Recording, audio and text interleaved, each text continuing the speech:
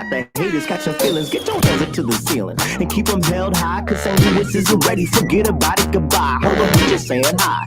Five somebody, rise up, weekdays, catch us live somebody, let's go. Good morning, everybody, and welcome to the Pascal Show. Good morning, everybody. Good morning. I hope you're all enjoying your hump day. It is Wednesday. Holy cow, it is Wednesday. I hope you guys are all enjoying that this Wednesday, making it a wonderful hump day. Or for those of y'all who are watching overseas that are maybe in the future right now, I hope you guys are all enjoying your Thursday, because it's Thursday somewhere in the world as well. You know, we're doing a little time jump in the beginning and all that. But like I said, as you see the titles down below, we got some things we got to jump into. We got some stories for that beautiful bouquet today. So we got a lot of stuff to talk about. But before we jump into all of that okay, do me the smallest favor, the easiest and smallest favor in the world. Hit that like button down below. Like I've been saying over and over again, hit that like button down below. Feed that algorithm, okay? Feed that algorithm. And of course, do not forget to hit, destroy, nuke, punch that subscribe button, okay? And for those of y'all who are still, I got lint in my face and it won't go away. There we go. And for those of y'all who have already crushed the subscribe button, you don't need to do anything. Don't do anything. Or you can do more if you want. You can join my Patreon, patreon.com/thepascalshow, okay, and show some love over there. Or you can just help out this channel just a little smidgen, just a little bit, by hitting that join button, baby. It's that easy. It's so easy. It's so ridiculously easy, okay? That's all I ask for. You know what I'm saying? But anyway, before we jump into everything, I got my brother in the house. David's in the house. What's good, man? Everything's good here.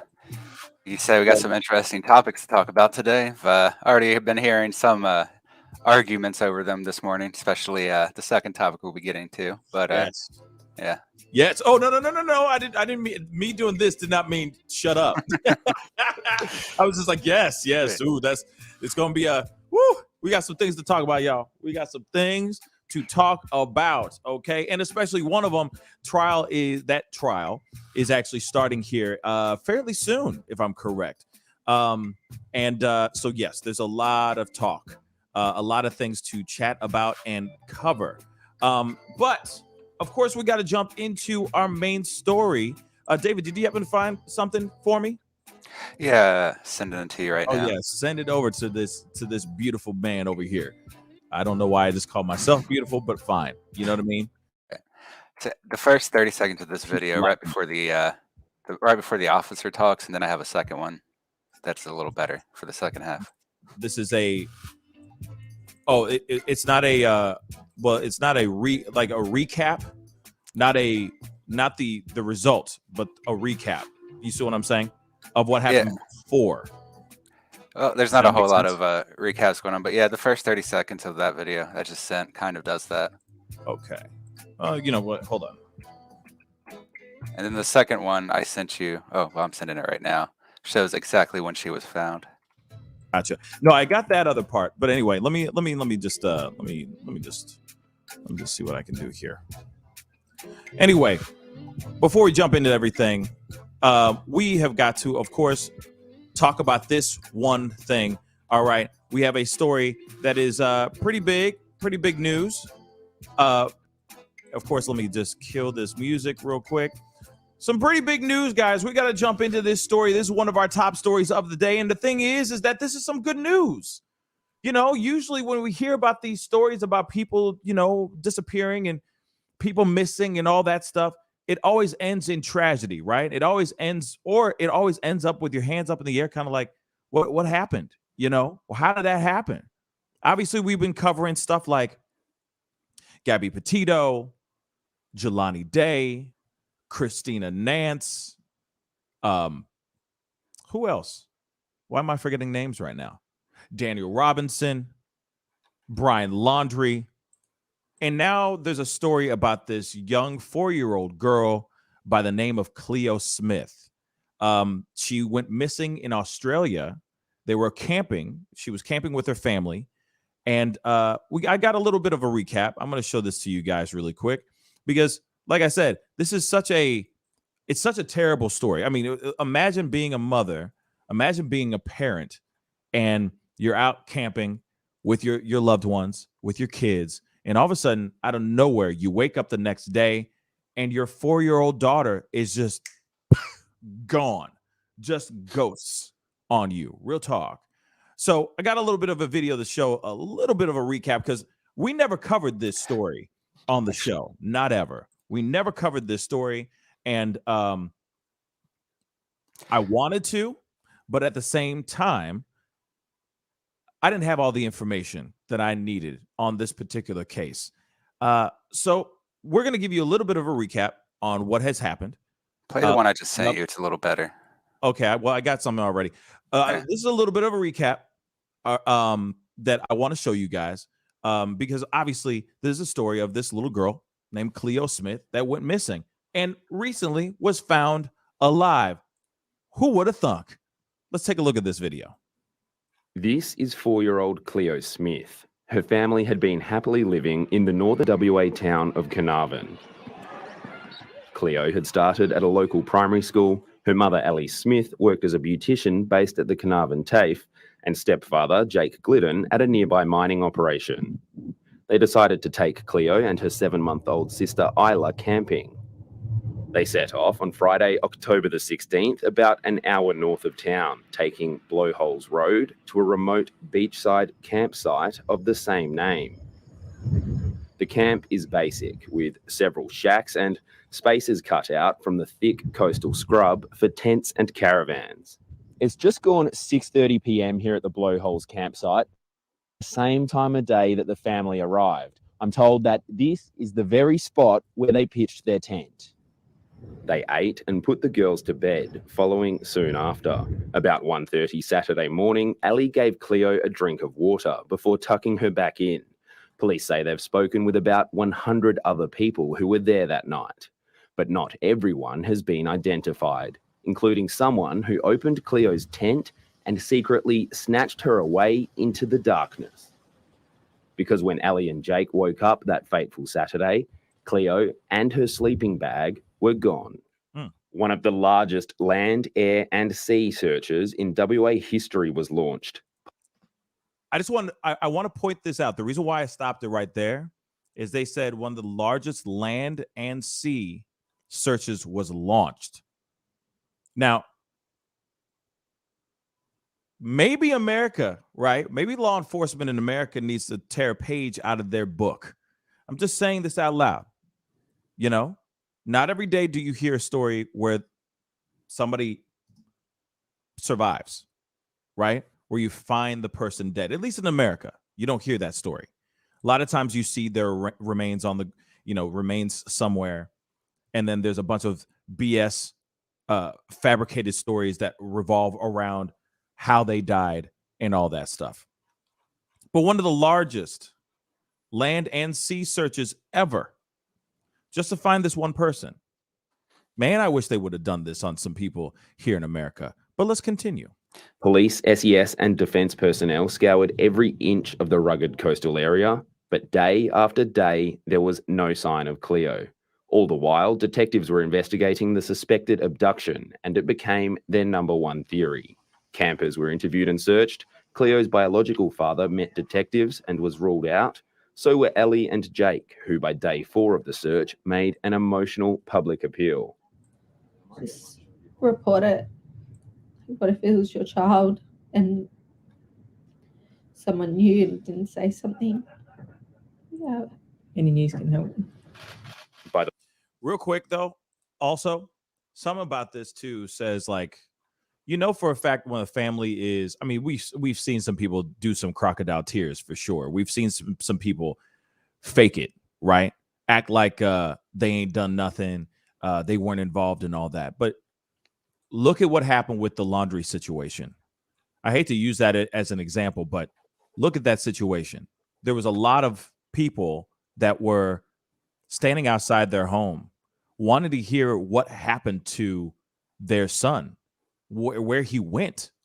Before they found skeletal remains of Brian Laundrie. They never stepped forward. They never said anything. They never said, hey, y'all, we don't know where our son is. They never spoke, right? Because it's really quick. We are always going to naturally assume that the parents have something to do with the disappearance of that said child. Like with Cleo Smith, this little 4-year-old girl just disappears. She just goes poof out of nowhere, gone, right? The just a little detail, as far as the campsite goes, the tent that they were in, that she was in, they zipped it up, and it was so high. The zipper was so high, there was no way she was going to be able to reach it. She could not physically reach that zipper. So somebody on the outside zipped it down and snatched this little girl. So, of course, people are going to assume instantly that it's the parents. But what do the parents do? They get out. They get in front of it. They sit there and say, we had nothing to do with this. We woke up and our daughter was gone. I wish certain things would have happened with the Laundrie situation where they would have said, hey, our son is gone. We don't know where he is. At least getting in front of it, not saying it, not saying nothing at all, only hurts you. It doesn't help you. It hinders you, right? David, you want to say something? Yeah. And I was going to say that in the image you can see right there where it's paused, they had that like her pajamas up there, like a little onesie. That was supposedly what she was wearing at the time. Mm-hmm. But like Pascal said, she was in a section attached to the tent with a high zipper. Like she wasn't off by herself or anything. She was actually attached to their it was one of those multi-room tents, and that's where she disappeared from. And that's why partially why they thought she was kidnapped immediately. Not only because she's very small and she couldn't have covered that much ground that quickly, but because she was with her parents yet just went off into the wilderness is why they initially started the search. And the state of Western Australia, it's called a premier, but it's basically their governor of Western Australia. He was the one that came forward with the announcement of a $1 million Australian dollar reward for finding the child, and that was about 750,000 US. So the government, the state, immediately jumped in and offered this reward for any information about her, though they are saying now that it doesn't look like anyone will claim it since this was done largely by the police. But the government still stood in and offered that to try and find the child right away instead of letting this linger on for months without any sort of official aid from the police or the government like we've seen in the US. Yeah. Like I said, they pulled out everyone. It was no holds barred, right? They went above and beyond to try to find this little girl. Now, I'm not sitting here saying that law enforcement didn't go out of their way to try to find, let's just say, Brian Laundrie, for example. I mean, they were combing the Carlton Reserve to the point where I didn't think that he was actually there, spending $200,000 a day on manpower to search for this man, for this one man who was allegedly involved with the death of his fiancée, Gabby Petito. But the way that these guys put things together, the way that they found this little girl, the way that they found her alive says a lot as well, right? Now, Prayer Rewrites the Story said, thank you so much for the comment. I'm sorry I can't pull it up because, I got only one screen and everything. But they say, such a perfect example of an innocent couple. Look, I, as a parent, thought they might have been lying, and they wasn't. A part of being human is judging. Absolutely. And I couldn't agree more. We instantly, of course, that's why the cops will always bring in the family for questioning. They questioned the ex-husband, the actual biological father of the child. You see what I'm saying? They interrogated every close person that they can think of, because usually the crime happens at home, right? Usually those kinds of things do happen from the inside, not from just the outside, like this particular situation. So of course they're doing their due diligence to find out if maybe it was the boyfriend, that just wanted to traffic this little girl, You never know. Weirder things have happened, right? So let's continue on this, guys. The week's end, hope that So we can get to the happy ending. she'd wandered off was abandoned, and the Premier announced a reward. We're going to offer a $1 million reward to anyone who provides information. Come day 9, detectives had their first real lead. Another motorist had seen a car turning right towards Carnarvon off Blowholes Road about 3:30 on the morning in question. Detectives scrambled to find evidence of the vehicle on CCTV and dashcam recordings. The 50-kilometre stretch of bitumen is the only sealed road out of the campsite, but it's not the only way out. Meanwhile, forensics examined Cleo's family home in South Carnarvon, but police say there is no suggestion her parents were involved. But they're not suspects, like I've said. With a 100-officer-strong task force on the case, the lead detective visited Carnarvon, but he still has no suspects and no evidence of the mystery car. The public are still asked to keep an eye out for Cleo, her sleeping bag, and the pink pajamas she was last seen in. James Carmody, ABC News. Interesting. So, obviously, they didn't have anything as of yet. They were looking for her. These are all the pieces of information. Like I said, I wanted a nice, good old-fashioned fat recap so that you guys can understand and get so you guys know the story and get a little bit familiar with the story, because obviously I never covered it on this show, right? I was covering Petito, Jelani Day, and all that. Now, this is something I wanted to say about Jelani Day. If 5-0 was doing their due diligence at this particular time in Illinois, I think that we would have had more information and a more understanding of what happened to Jelani Day. We are still to this day still trying to figure out what the hell happened to Jelani Day. They are saying, this is something I wanted to do as a pop-up video, but now it's kind of becoming old news, but I'm going to talk about it right now. They have literally said that Jelani Day's cause of death, get this, and if you haven't read about it, I'm about to break it for you. Break the news for you. They said that Jelani Day's cause of death is drowning.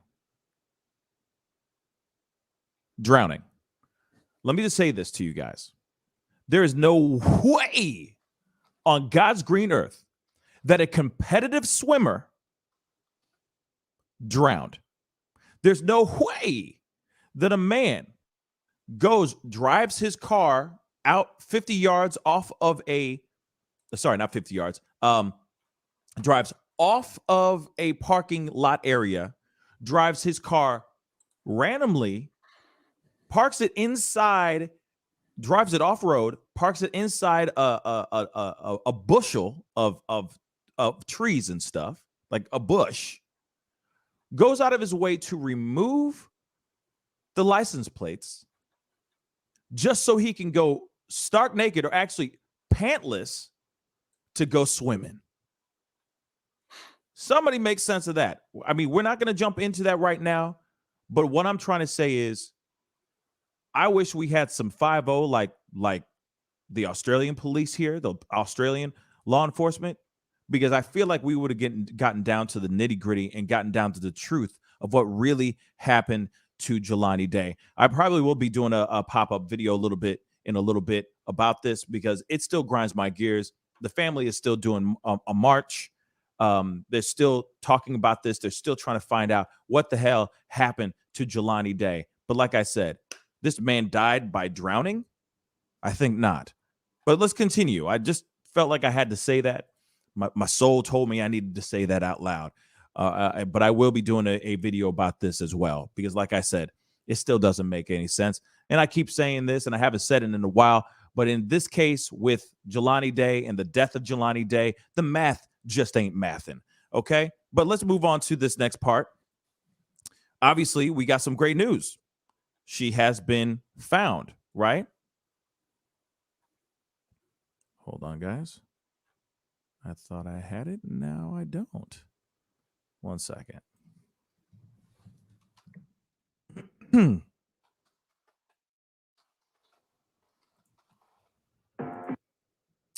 Yes, sir. So some good news on the Cleo Smith story front. Oops. In Western Australia, a 4-year-old girl missing for more than 2 weeks in Western Australia's Midwest coast has been found alive and well in a locked house.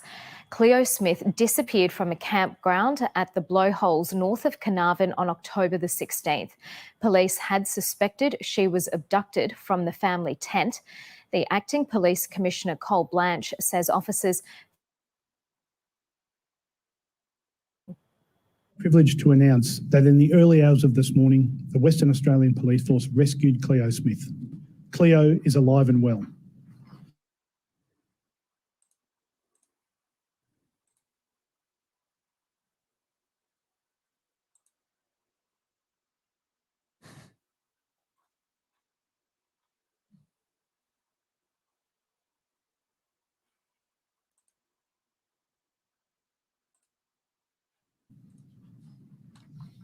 It's the outcome we've achieved because of some incredible police work, and I want to thank Cleo's parents, the Western Australian community, and all of the volunteers.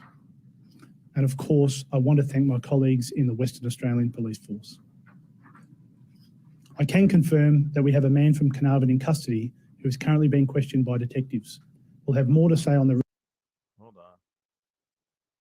David, you can still hear me, right? Yeah, I can hear you now.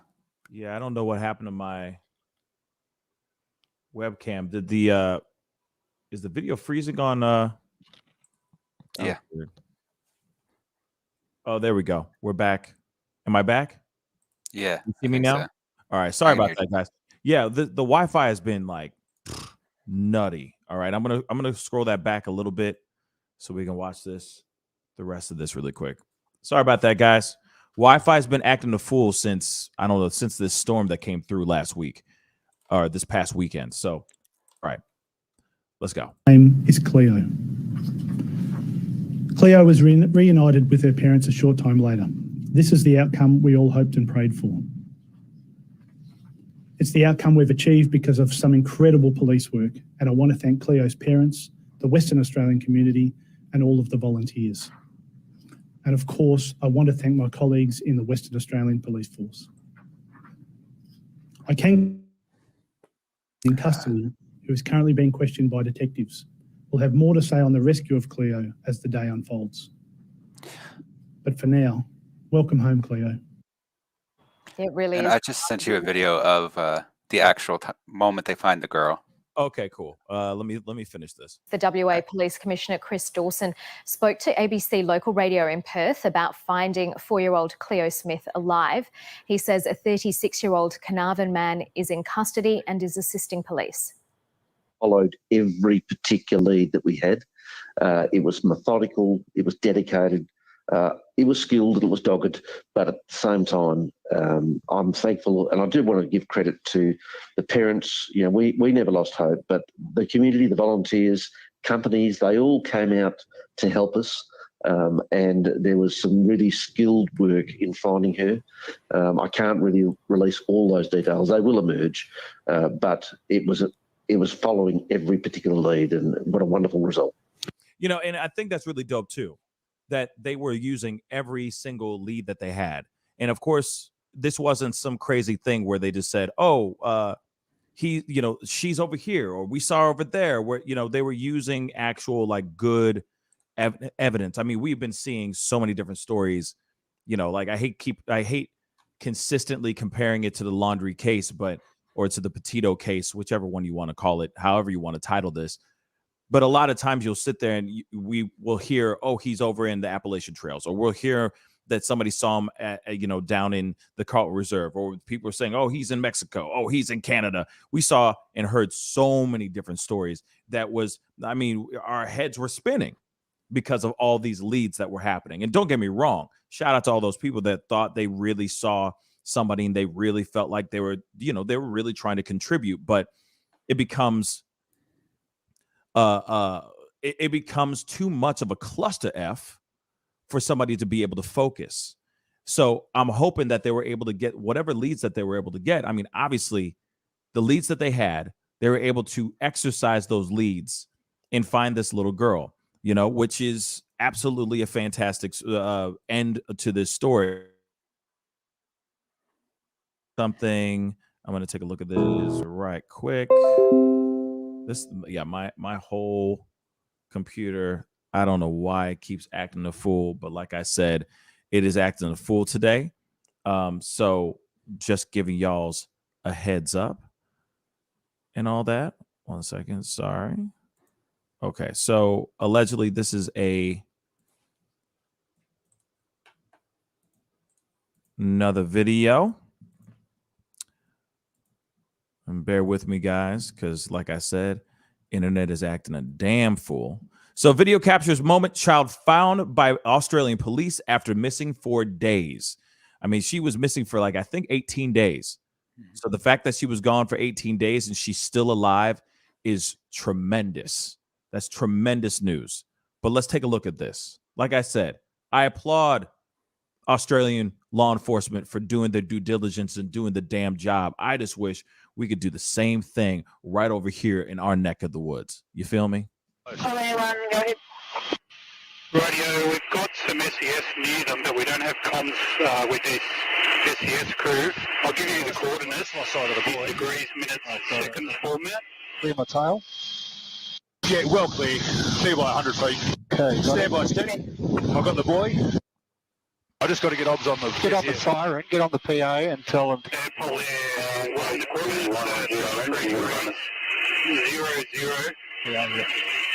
21.61. Yeah, just drifting back. 021.61, was it? Yeah, and 150 degrees, 44.32.22. This is another child, bro. This is a completely different child. It's a completely different child. No worries. Let's get back on track here. I got another video here, though, and I'm going to pull up. That's another child. But great that other child was found. I'm happy about that. Real talk. I'm glad we got to witness that. You know, another young child in Australia found by Australian law enforcement. But let's look at this other video I have here. Suspect under arrest in a hospital after Cleo Smith found. Let's take a look at this one, all right?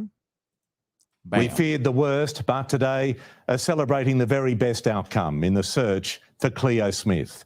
For 18 days, the 4-year-old was missing. She disappeared from a campsite in the middle of the night and was rescued in the middle of the night from a bedroom just minutes from where her family has been waiting. While we've been given an image of Cleo happily in her hospital bed, a 36-year-old local man who only became a suspect yesterday is also in hospital. It worked fast. Under arrest.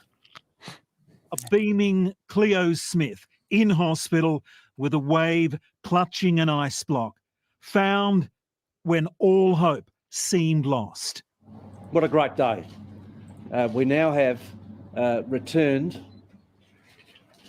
Cleo to her loving parents. It's a wonderful day for this little girl and her loving family. 18 days after she vanished, early this morning, they found the little girl in the pink pajamas. Cleo, my name's Cameron. How are you? Are you okay? We're going to take you to see your mummy and daddy, okay? Is that good? Detective Senior Sergeant Cameron Blaine saw her first. I just wanted to be absolutely sure that, it certainly looked like Cleo. I wanted to be absolutely sure it was her, so I said, "What's your name?" And she didn't answer, and I said, "What's your name?" She didn't answer again, so I asked a third time, and then she looked at me and she said, "My name's Cleo," and it was, and that was it. So, at 1 a.m, police raided this home in Carnarvon. Cleo was inside alone. I'm just so proud. I've got to be the proudest police commissioner in the world because I'm so proud of this team. It's an outcome that, we hope for. You don't always get what you hope for. A neighbour ran out as detectives placed Cleo in the police car. I stood up and ran there, stood up toward the detective's window, and then I saw Cleo in the back, that's it. Cleo was quickly reunited with her mum and stepdad. So what was Cleo's reaction to seeing her parents for the first time? Oh, mummy, big hugs, kisses, and lots of tears, so as you can expect. Ellie Smith took to social media a simple message: our family is whole again. Good morning, ma'am. Sorry to bother you. I just wanted to ask what your thoughts are that Cleo Smith was found right next door. Oh, very pleased. I actually got a call about 4:30 from my nephew and said, Aunt, I just put the news on and she's been found. WA's police commissioner messaged the Premier with the news. I woke up at about 3 and I saw the message, so it was a great piece of news. And he sent me a photo of little Cleo in a hospital bed sitting there smiling, so it was a wonderful piece of news. A growing wave of relief rolled over the country. From the PM in Dubai. This is every parent's worst nightmare. And the fact that that nightmare has come to an end and our worst fears were not realised is just a huge relief. To the local baker. Since I found out, I've had goosebumps and they haven't left my body for the last, 2 hours. As police rescued Cleo, they arrested a 36-year-old man at another location. It's thought he is not known to the family. In the carport, a small Mazda sedan. The question now, is it the car that was seen driving from the campsite at 3 a.m. the morning Cleo disappeared? See him every day, take it off in the car like if he's in a rush. Yeah, like if he's paranoid or, yeah. One neighbour thought it was odd the man had been seen buying nappies at the local Woolworths when they knew he had no children. Another said in recent days the behaviour of the 36-year-old had changed.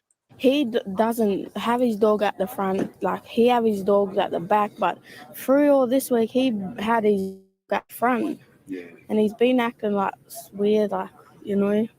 Cleo was found just 7 minutes from the family home, 3 minutes from the local police station, and 75 kilometres from the Blowholes campsite from where she was taken. Police used battering rams. She was right around the corner from her parents' crib, from her original crib, y'all. That's insane. What do you say, David? I sent you the right video this time, but it's just the uncut second they find her. Oh, okay. I'll take a look at it in a second. But it's pretty crazy, right?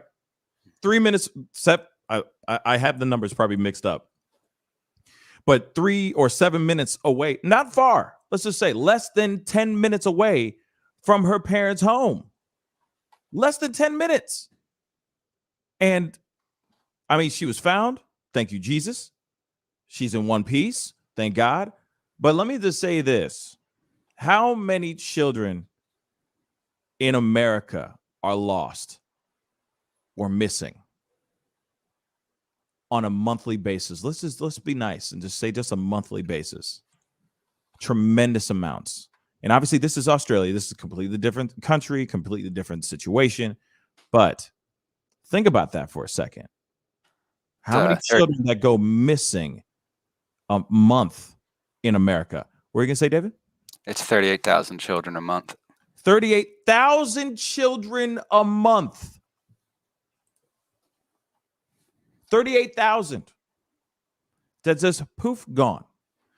How much of this is really being covered either by the media or by law enforcement that actually go and do their due diligence, jump in and actually do something about this? Probably that number would be staggering as well. Probably that the truth of how many law enforcement are actually doing their thing, actually getting up and actually looking for it, not just because media has turned it into some salacious title, but because they actually care. They want to find that one child. I'm sure the numbers will blow your mind. Sin ain't wrong. Sin Vera ain't wrong. Probably less than 1%. Because we have this weird thing, and I understand that we have this thing basically saying like, hey, you have to wait 48 hours till you can actually file a missing persons report. But then when you actually do that, do they actually get up and actually start being active about that? I think not. Unless it's something that it just seems to me like if it's something that is like an easy go. an easy case or an easy thing that you can do, maybe they'll do something. Or if the media has is covering it like crazy, where everyone else cares about that one child.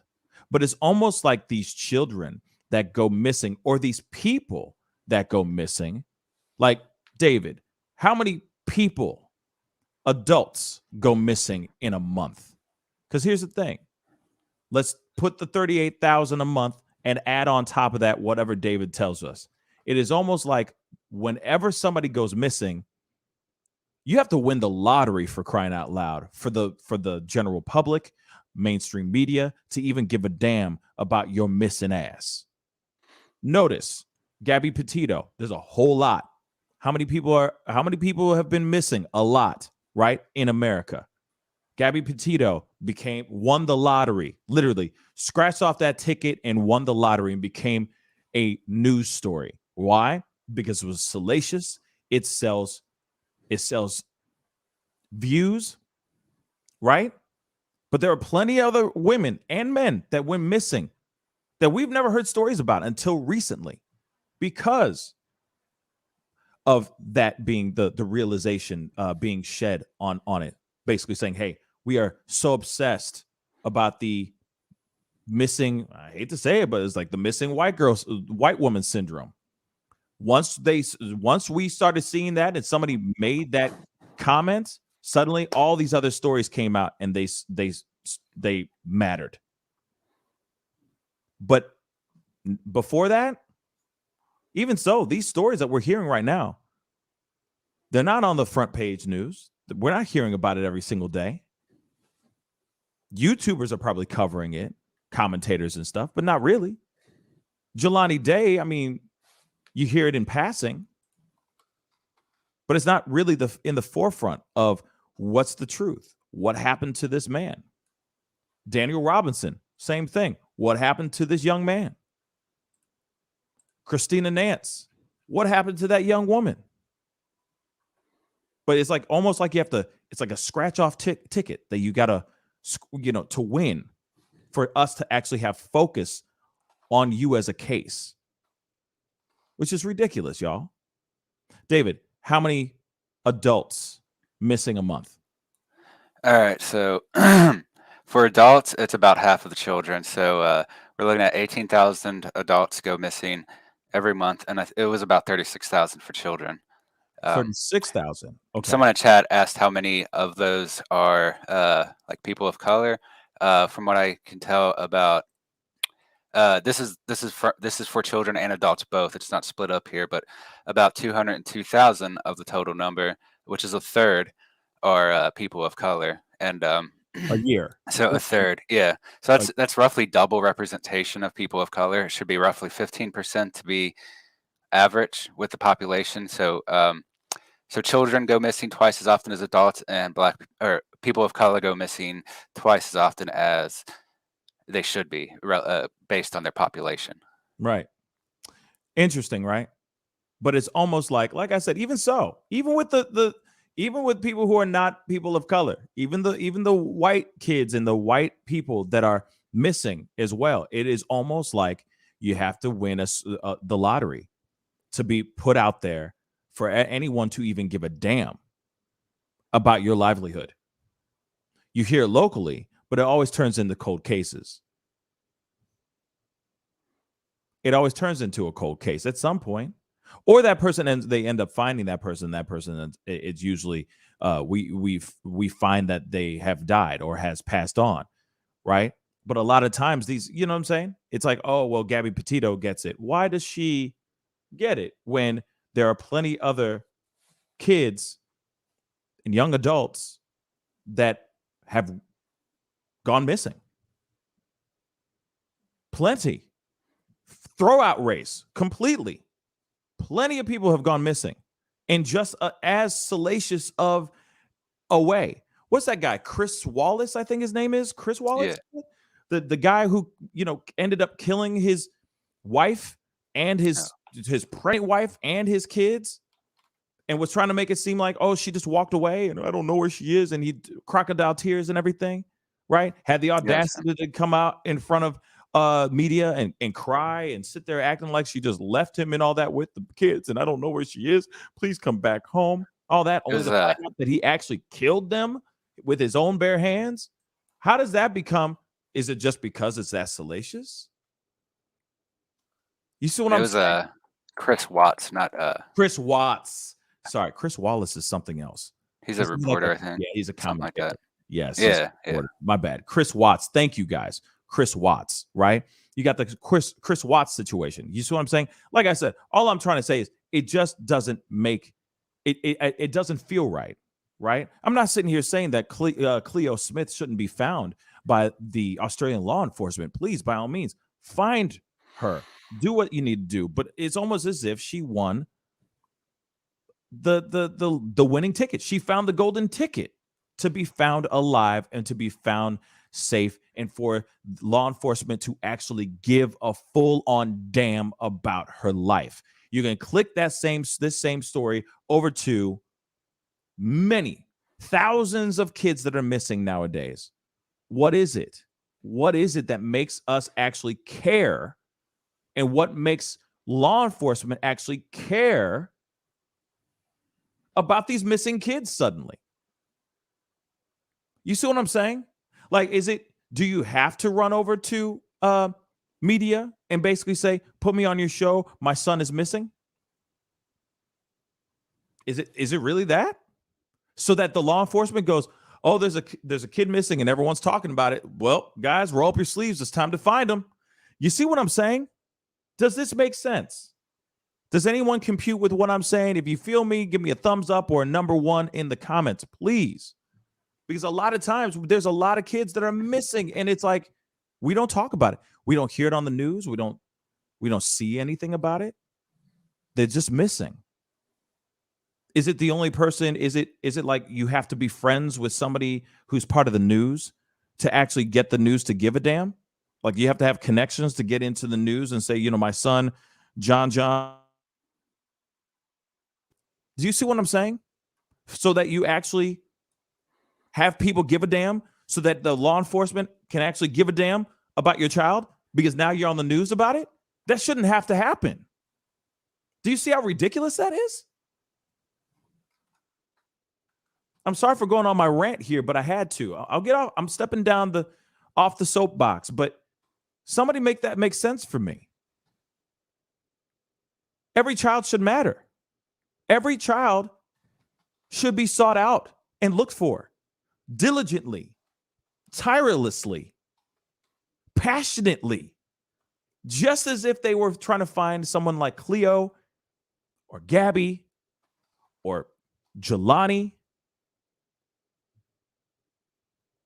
Kiera Coles. You feel me? It should not have to be something where you have to work so damn hard for the cops or for law enforcement to actually give a damn. That should be routine. Right?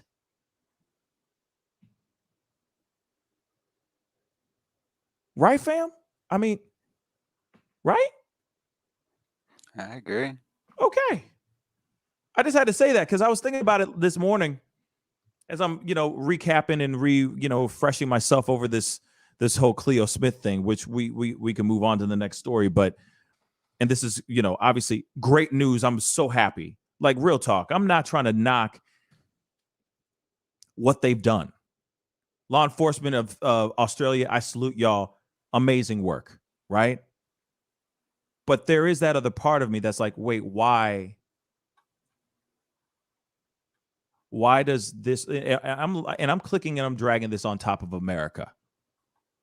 Just America. I'm not knocking Australia. Shoot, I can't wait to see that country one day.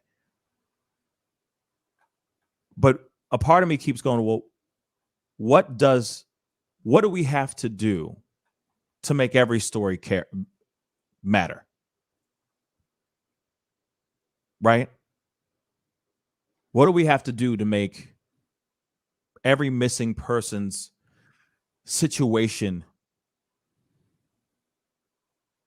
be something that should be a full community search or a full neighborhood or village effort in finding that young child? There are plenty of kids. Forget the adults right now. There are plenty of kids, children, little children that have just disappeared. And we ain't talking about none of them, y'all. So why is that? And why is it so hard for the parents of those children, right, to get the press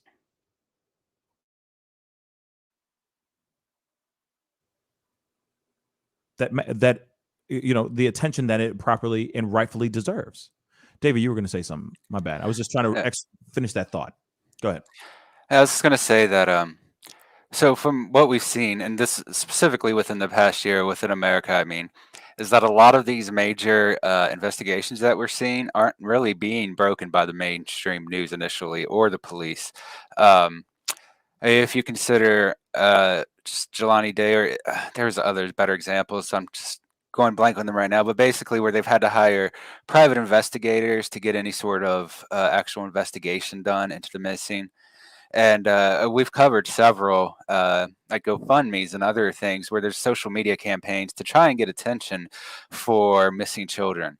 And this seems to kind of be the case that we have right now, where people that are looking for missing children in particular, or have missing persons, I suppose, are being more turning towards social media and private investigators to kind of get this information out there. And I mean, I do think part of this is because our media has become, over the past year, so dependent on social media. It rarely reports before social media gets involved into these issues. But at the same time, obviously there have been massive issues with the police over the past year and issues over how far policing should extend. But ultimately, in America, I mean, this is in Australia too, especially with their lockdowns. But in America, we have obviously had a lot of disputes between the police and the common people.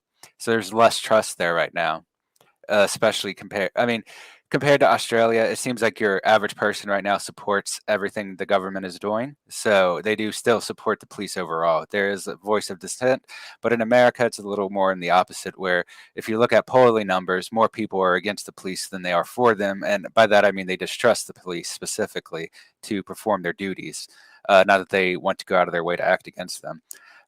So what I'm saying is that in America, police are not as well trusted, and also because of the demographics, and by that I mean population size involved, police are in America tend to be more of an elite force. Whereas if you look in Australia right now, the police are out there every day was part of the social structures that they've developed in response to, say, not just the illness that's going around, but other issues that they've had as well.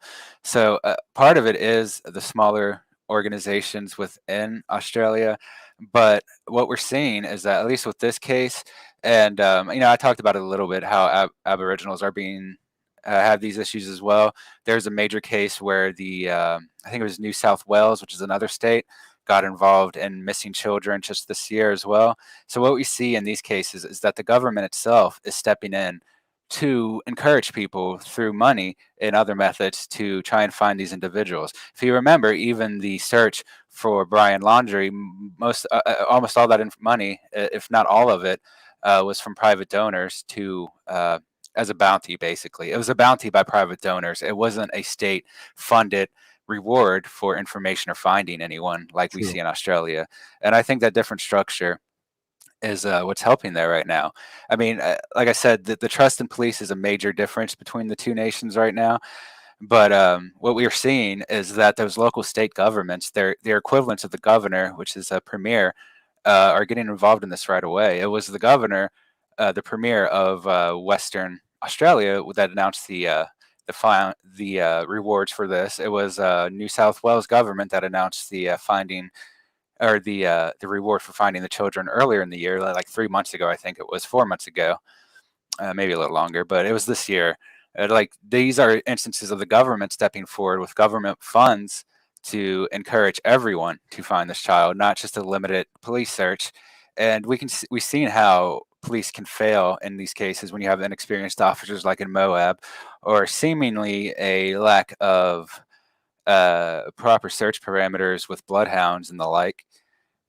These just aren't issues that are being held in Australia as much. I mean, you saw in those videos that everyone, the neighbors, both the majority, and even there were many Aboriginals in there, and they were all happy to work and talk to the police. You don't see that in videos of, say, officers in America dealing with a largely black population. You see, it's antagonistic from the start.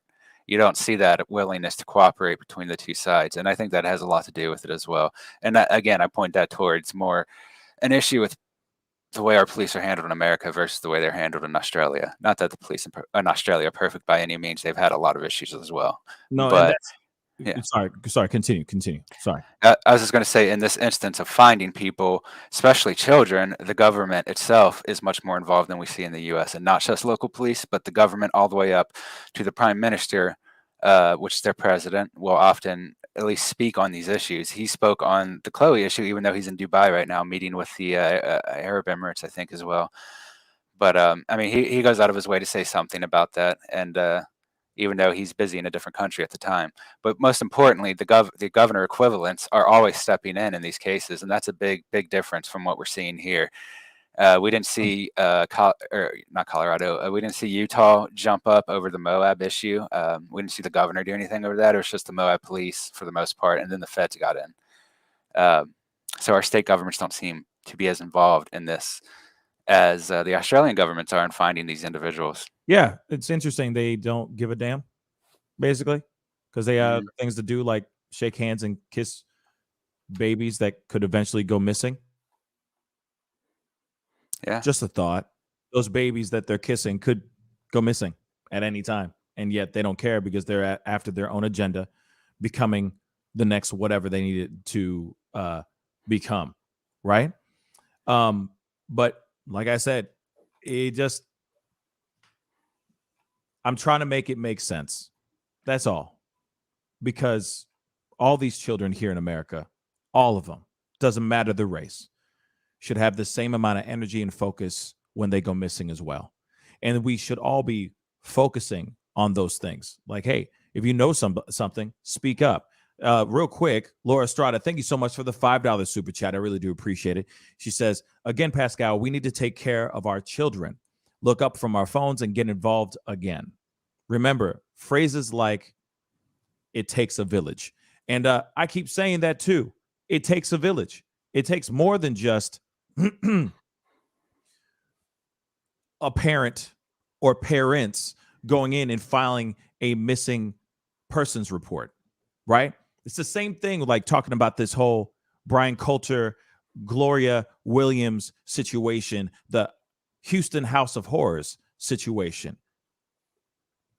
If we actually gave a damn, if we actually just looked up and gave a damn about the well-being of not only ourselves and our loved ones, but other people as well, the lives of others as well, maybe those children in that Houston House of Horrors could have been saved. Maybe we could have stopped the one of the kids from getting their jaw broken 3 weeks before they got found. You see what I'm saying? Maybe we can't stop a murder or a homicide from happening or abuse from happening because we can't see the future, but we can at least start saving, start protecting these youngins. Real talk.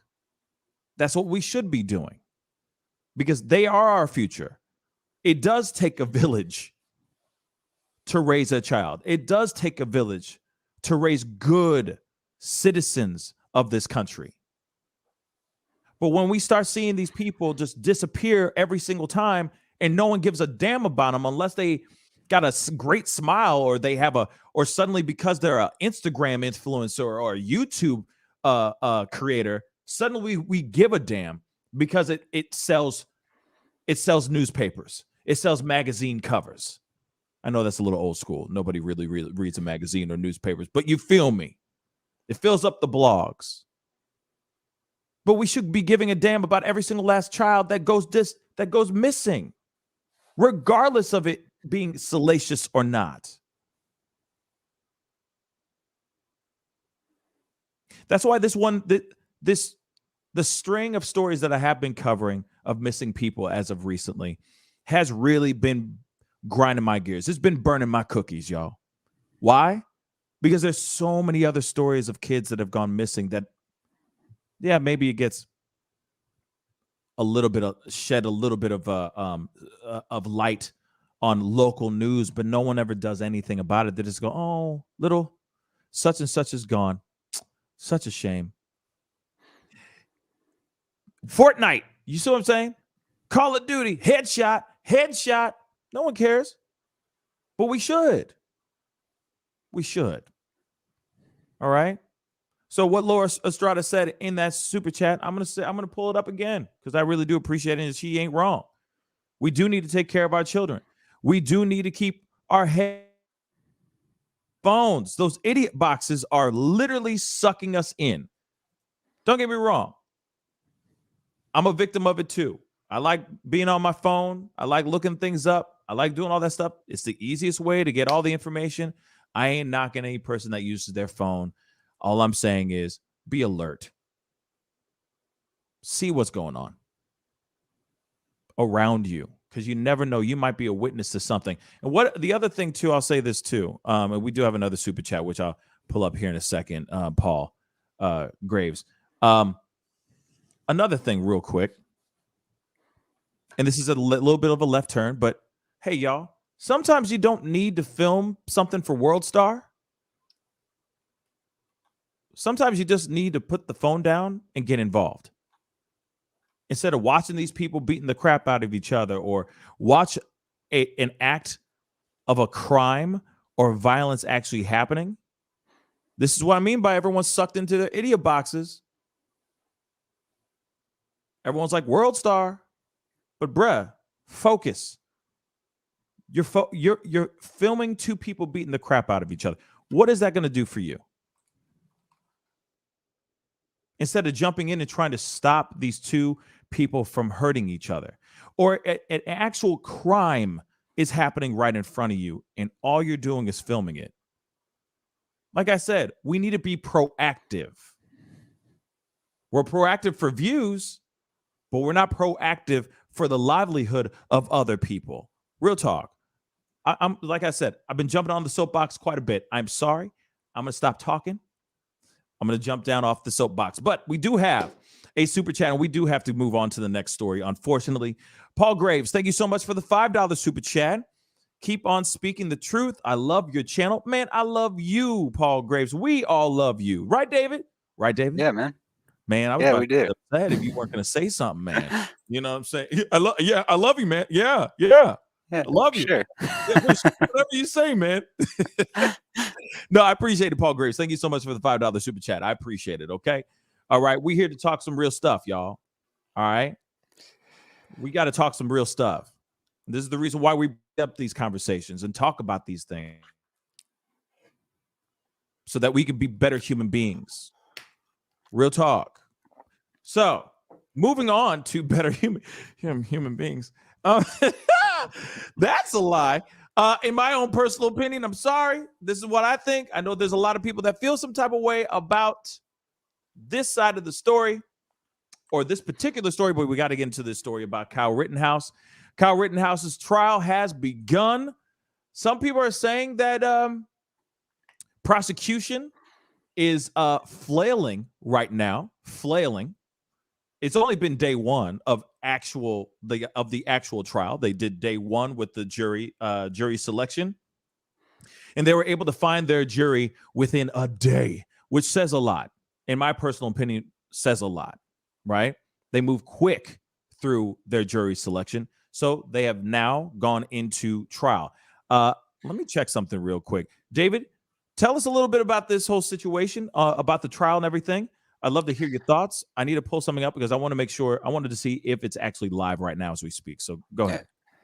So like Pascal said, this This just started, I believe, yesterday, the day before, but they started off the jury selection. I mean, well, mostly with technical problems, actually. Like half the day was lost due to technical issues, so they just kind of wasted time for a bit while they waited for everything to come back up.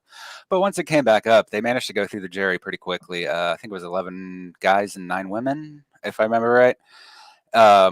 Which is, you know, it's not unusual to select the jury in one day for smaller cases, but for one like this, a larger case, it tends to take a little longer because the lawyers are arguing over who should and should not be approved. But the fast jury selection still requires both the prosecutor and the defense to kind of come to that agreement. So even though this is a little faster than you see for most major cases, like super big cases like this, it's still likely that both sides were content with what they got for the jury, just because of how the selection process plays out. Either way, some people were concerned because it does seem a little fast, I guess. But like I said, for a normal case, it's not really that fast. It's just that high-profile cases sometimes take longer because of issues of celebrity. But they ended up selecting the court. One of the issues was the prosecutor. The person defending the dead individuals wanted to refer to them as a victim. However, the judge decided that they were not allowed to be referred to as victims because it was not yet proved that they were not committing a crime themselves, which is a part of the accusation, I believe, on Rittenhouse's defense, is that he only shot them because they were committing a crime, and I guess he felt endangered at the time. Now, one issue that's been discussed a lot is the issue of the firearm that he had, because he was 17 when he crossed the border.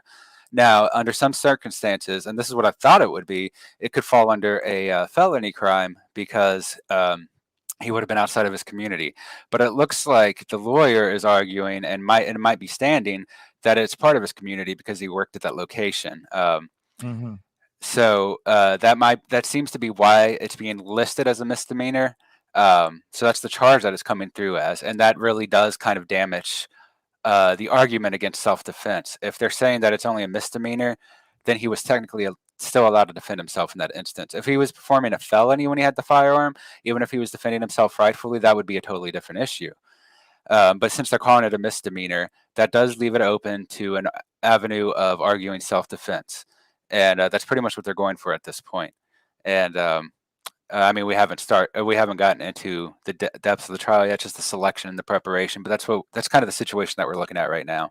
Yes, right now, the trial is live right now. Okay. I wanted to play a little bit of it so we can hear just a tiny bit of what's going on in the courthouse right now.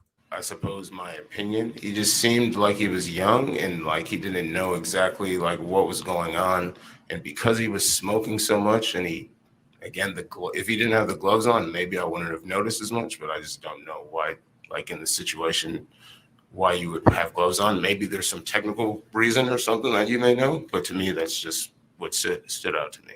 Okay. Not saying that I felt like, oh, this is a guy that's going to go around and mow a bunch of people down or anything like that. I just was like, oh, that's interesting. Let me take a note of that. And when he ran by, I was like, oh, I went in my Rolodex in my head, like, oh, I remember this guy from before. Is there anyone chasing him or anything? No, maybe there's something happening down that way.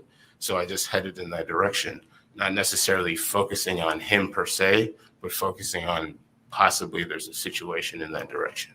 So I don't know if you've answered the question, but the question was about his behavior in terms of what he did. He didn't act erratic to you. I mean, chain smoking cigarettes is kind of a behavioral thing.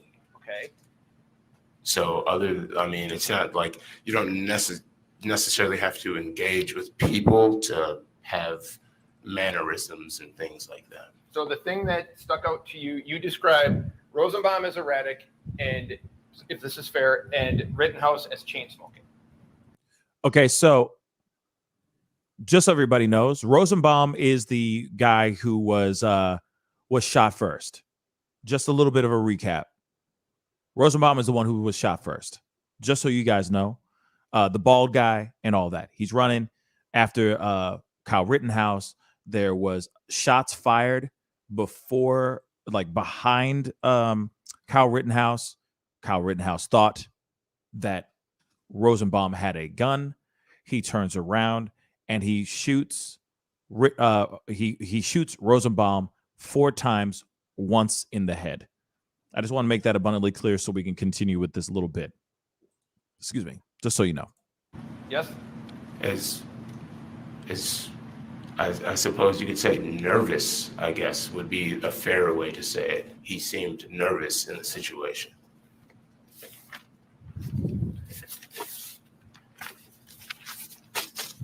But I mean, I suppose a lot of people were nervous. Again, it's not a slight at him. It was just a mental note that I took. Okay, thank you. Sir, I don't have any other questions for you. Thank you. Sorry, let's. I have one more question, Judge. Sorry. Okay, go ahead.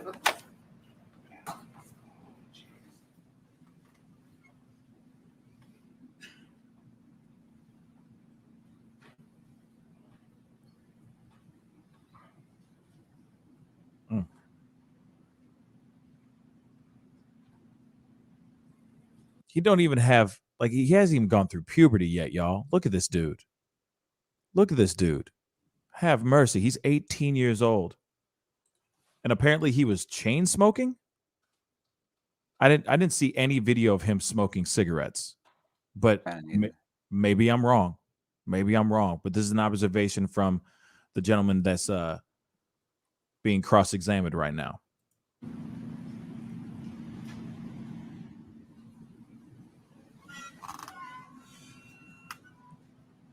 I'm not showing this whole trial right now, but I wanted us to see just a snippet of this. But I want to see what the defense is going to ask this gentleman here real quick. So I'm going to ask you, here we go. One more question. Okay. You had said Mr. Binger had asked you if you noticed any fires at the car source at 63rd and Sheridan that evening. Yes, and I believe I said no, or I don't recall. Okay. Right. So I'm going to show you this, and you can tell me if you recall this. Oh, boy.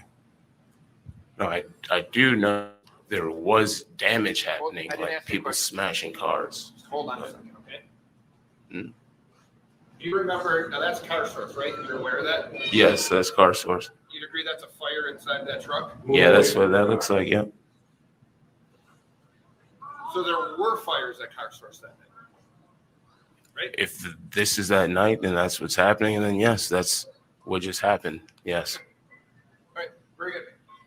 Is this, I don't get to pose a question, but I was just wondering if this is like right before the shooting happened? Because if it will. We'll, like, right. He asked the questions and you can answer them. And so, but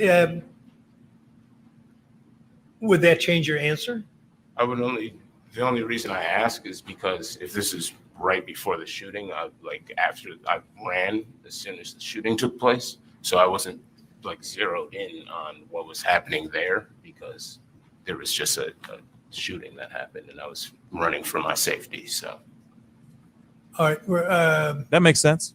We're going to take a break at this time. Okay. Please don't talk about the case during the break. Like that's not going to happen. Again, standard rules about not going on the internet, read, watch, or listen to anything, or transmit any message regarding your service on the jury. And those lawyers are all funded by most likely Proud Boys. Just letting you know, like, Kyle Rittenhouse is probably getting the best legal representation right now, funded not from his pocket, from people. And let's not forget Rick Schroeder. Remember, he's like he was an actor, Silver Spoons, My Pillow. Mike Liddell is involved in all this stuff. So I guarantee you that they're getting he's getting some sort of financial support and probably getting the best esquires that money can buy. But they're in a break. They're going into a break right now. So this, just so you guys know a little bit of what's going on, so you guys can see the trial is happening right now. And I'm going to tell you this. Y'all. I'm going to tell you this. My personal opinion.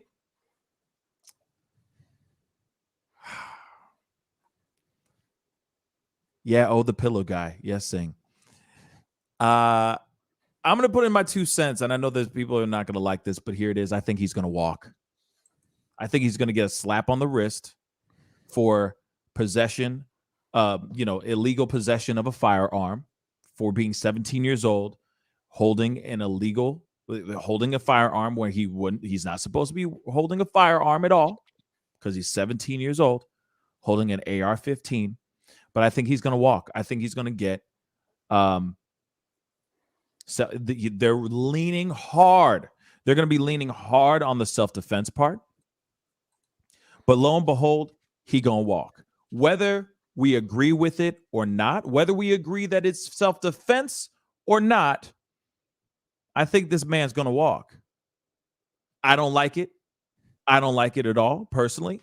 I think that one of the situations that he was involved in, I feel is beyond just self-defense. That's what I think, right? Let's break this down. Let's break this down really quick. You have somebody who was chasing after him, right? Did not have a firearm. But let's talk about Rosenbaum. Okay? Regardless of his criminal record or his background, which we can't say the words, right? But he's a very, very bad man, okay? Not the greatest man in the world. But he did not have a weapon on him. He did not have a gun on him. He had a bag of clothing in his possession, chasing after Kyle Rittenhouse. He did not have a gun on him. He did not have a knife on him. And then somebody from the back shot a gun off up into the air, right? Bang, bang, bang, or whatever. Kyle Rittenhouse thinks that he's being shot at by Rosenbaum. This is my assumption, okay? Kyle Rittenhouse turns around and puts 4 bullets into Rosenbaum, who, again, has no weapon on him. He threw a bag of clothes because he had just been released from the hospital. Again, the man had no weapon, not even a stick. He was chasing after him. Kyle Rittenhouse thought that Rosenbaum, I'm assuming, was the one who was bullets off into the air. He turns around and lays into him. Go ahead, David. What's that? I was going to say, so what you said is true. It was Rosenbaum that ended up chasing him. One of the shots came from the third guy, the one that didn't get killed, basically the one with the pistol. He managed, I believe, to fire 1 shot, though he didn't hit anything. The initial shots killed Rosenbaum, and then he also shot the guy with the pistol in the hand, I believe. No, but yeah, I'm talking about like with just Rosenbaum itself.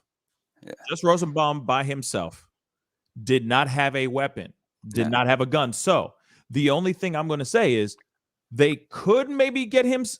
They could maybe get him on that. But as far as when he was on the floor and there was that tussle, and then they're saying, I forgot the kid's last name, the other deceased kid. When they say that he pulled the rifle, and then that caused Kyle to pull the trigger, and that's why that kid is no longer here, so on and so forth. I forgot his name. Hugh. Yeah. Hugh? Something like that. The one that was shot with the skateboard? Yes. The one that was shot with the skateboard or something like that. But anyway, he shot 3 people. We know that part. One of them got injured and 2 of them died. Mm-hmm. But the one thing I say is the tussle when he was on the ground, sure, I can see grounds for self-defense, him protecting himself. But the other one, they could get him for Rosenbaum. They could. Doesn't matter. Doesn't matter how tarnished or how nasty of a human being he was. He did not have a weapon on him. He was not doing anything of the sort that he is, he wasn't doing any P-word things to any type of children. Does that make any sense? He wasn't SAing any person in the midst of him chasing after Kyle Rittenhouse. He was just running after Kyle Rittenhouse with a plastic bag full of clothes. So I could see the prosecution going in on him, and he could possibly catch a charge off of Rosenbaum because Rosenbaum was not with a weapon. He was just running after him. That's it. Yeah. My thoughts are, I'll be honest, I really dislike this guy just because of what he's done to children in the past. But when it comes down to it, like Pascal said, it doesn't really matter for this specific case. But I still think that it's ultimately going to end up working against him because he was violating parole with the type of pornography he was looking at. But most importantly, I think, is the videos of him at that location, because we do have multiple videos of Rosenbaum, and every single one shows him being aggressive, and I think they're going to use that for his defense. Most of the videos we have, he's screaming the N-word at people, or he's threatening to fight them. He's obviously very angry and red-faced and spitting while he's screaming at them. And then you also have the guy that did survive saying he wished he had killed somebody that day. And I think if they take these videos, they're going to have a very hard time saying that Rittenhouse did not feel threatened when Rosenbaum was chasing him after he was screaming that and talking about fighting and saying you should shoot him. And then you have the other guy with the pistol also saying that would probably harm that part of the case. Now, the one that makes an exception is the one with the skateboard, because you could argue he thought he was defending himself when he swung that skateboard before he got shot. And he doesn't have videos of him screaming the N-word or threatening people like you do with Rosenbaum. So I think that one, the other guy who was killed, that might be the linchpin right there.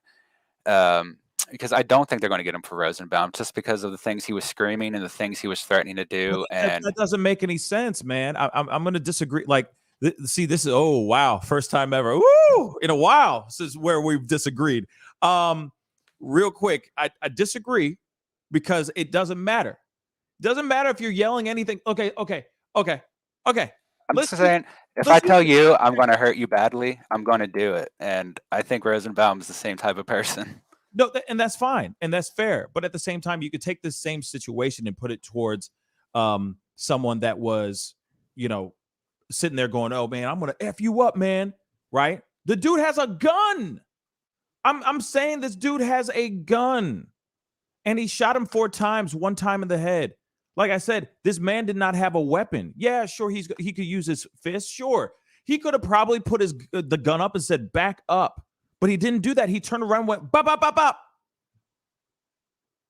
Bop. Sorry, that was 3. He shot him 4 times, man. The guy did not have a weapon. That's all I'm saying. I get the criminal record that he had. But this is the same thing like if you're looking at George Floyd's or the Jacob Blake or any of these other people that have had a rap sheet. Doesn't mean that person deserves to get shot at that situation. If he was running after that guy with a gun, then I'm with you 110%. I'm with you. If he had a knife, a machete, whatever, a burning stick, whatever, I'm with it. But at the same time, this guy did not have anything. Never would I ever want to defend a piece of trash for what they have done in their past. But at the same time, when you talk about this legally, when you talk about what's going on in the situation, this person did not deserve to get shot the way he did, regardless of his rap sheet. I could sit here and say the same thing about any other person that has died at the hands of the police that have had a rap sheet. That we sit there and go, hey, that dude died unjustifiably. That was police brutality, or that was unjust, or whatever. You see what I'm saying? So this guy, doesn't matter if he has a rap sheet, as long as my body. If he was just there and he's yelling and he's sitting there throwing out the N-word, he's talking crazy, does not mean he deserved to die. Doesn't mean that what Kyle Rittenhouse did was lawfully just. Hold on 1 second. I got to pull this up really quick before it disappears. Tisha, thank you so much for, hopefully I'm pronouncing your name correctly. Thank you so much for the $25 super chat. I really do appreciate it. They said, most of the time I don't know most of the time I don't know who the people Gabby, whoever, but I appreciate the messages and discussions you initiate. You wrap your head around all sides. You have created a true open forum. Awesome. Thank you so much. I really do appreciate it. And thank you so much for the $20 super chat. Yes, one of the biggest super chats of the day. Thank you so much. I really do appreciate it. And I'm sorry, David. I'm not trying to make it seem like anything, I love you, man, but I'm trying to make it make sense, because it doesn't matter. Like I said, this man running down the street with a bag, and I get it. It's dark. There's bullets flying in the air. Kyle Rittenhouse doesn't know anything, right? He's 17 years old and he's scared, right? He's looking for action. That's why he has the damn AR-15. That's why he's out here in these streets, right? But be careful for what you wish for. And he got exactly what he wanted, but he did not perform well under the pressure. He had a gun. He had an AR-15. All he had to do was pull it up and point it at somebody, and that person would have turned on a dime and started running away. But he didn't do that. He turned around and shot this man 4 times, regardless of his rap sheet. Regardless. This man did not have a weapon formed against Kyle Rittenhouse at all. So I could see Kyle Rittenhouse possibly catching a case on the Rosenbaum situation. He straight up, he murdered that man. I see that. And yes, Rosenbaum is a terrible, terrible human being. And I'm not with that at all, what he has done, his rap sheet. But he is still a human being that was out chasing down this kid with no weapon. He threw a bag at him. He threw a plastic bag, like a Walmart plastic bag, shopping bag filled with his own clothes. A soft object. See, I just disagree with you there. I mean, That's fine. If I've known people with violence in their past, and if they're running after you like that, they're going to hurt you. It doesn't take much to grab your gun, and then you're defenseless. That's exactly what I would do. The first thing I would do is grab his gun, and then then you can do whatever you want to him because he can no longer defend himself. But ultimately, if I would expect to get shot if I was Rosenbaum. That's exactly what I would expect, and I think the person would be right, because I was probably going to hurt them even if they had that gun. It's not going to stop me from wanting to hurt them, because if I've already professed the idea that I'm going to commit violence, that gun's not going to stop me. I'm going to take it from you. That's it. Yeah, DOA just said something that I do agree with this. He said, David, who the F is going to try to grab an AR-15? Not me. I'll tell you that. No, I mean, Rosenbaum may be crazy enough to try to do something like that, sure. But what if he didn't? What if he just went like this, whoa, like that, and just run away? That could have been the situation too, right? I mean, anything could have been anything. We don't know, because obviously the possibilities of him taking a different action could have resulted in something completely different. Either he could have gotten his ass beat, sure, or Rosenbaum could have turned around and ran off, or Rosenbaum could have stayed there, hands up, and just screaming expletives at his face, calling him the N-word and all that stuff like he was doing in footage that we saw before. The possibilities are endless, but we will never know that stuff because that man is no longer here, because Kyle Rittenhouse turned and just pop into this man's body. I'm just saying. Just saying. I could see Kyle Rittenhouse catching a case on Rosenbaum, but the defense is going to do everything they can to try to show that there's room for a reason for Kyle to do the act that he did. right? The other ones where he's on the ground, I can definitely see how they can really play. You know, for a fact, the defense is going to play like crazy with the fact that he was on the ground. These guys were kicking him in the face. He had a gun and he had the rifle in his hand. He was trying to protect himself. Dudes were trying to hit him in the face with a skateboard. Some other dude kicked him in the head. I mean, there's all this stuff, right? So the defense is going to do exactly what they're getting paid to do. Defend. And they're going to find every corner, nook and cranny that they can. But the only one I think that I can sit here and go, he might not be able to walk away from this one is Rosenbaum. Mind you, the shooting of Rosenbaum started all of this. The death of Rosenbaum started all of this. I want to make that abundantly clear. He wasn't on the ground shooting and all that stuff, and then Rosenbaum was involved with the shooting, with a shooting later. No. Rosenbaum's death is the thing that started everything, where he ran down the street, where he got hit in the head, he fell to the ground, and he just started firing off. Right? Maiming one of the guys and killing another dude. Nearly shooting one other guy, by the way. If you don't remember, guy shot the gun and it went through. He missed him by like inches. The other guy, Hugh, I forgot his last name. I think it's Hugh. He's the one who got shot in the chest, shot in the heart. Another one got shot in the arm.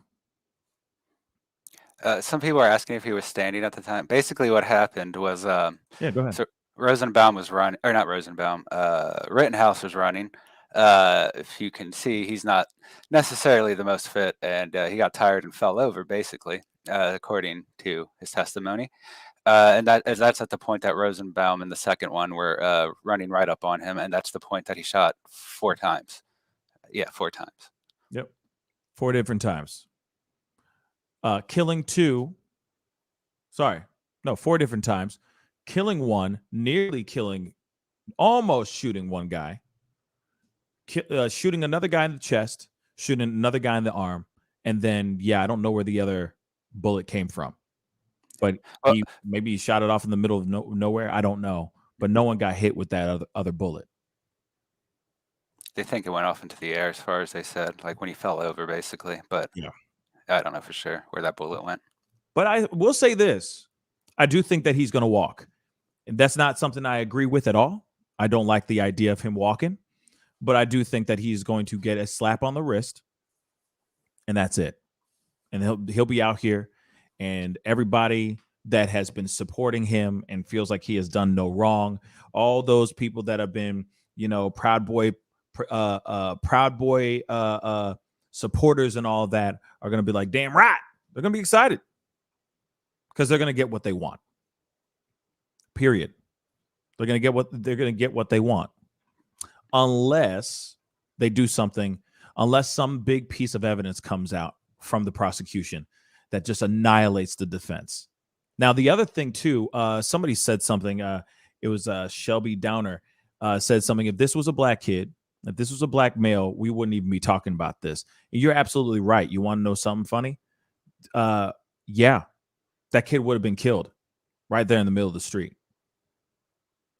Remember when he? Here's another piece. Remember when he got up after shooting all those people, right? Whether you believe it being self-defense or not, self-defending himself or actually straight up just committing homicide, he got up and everyone's like, oh my God, he shot people, right? There's police in their big old tank cars and stuff driving down the road. Kyle Rittenhouse is walking down that street with his hands up in the air, his AR-15 laying ever so gently on his chest, arms up in the air like this. Guess what happens? 5-0 just rolls on past him. If this was a black guy or a person of color,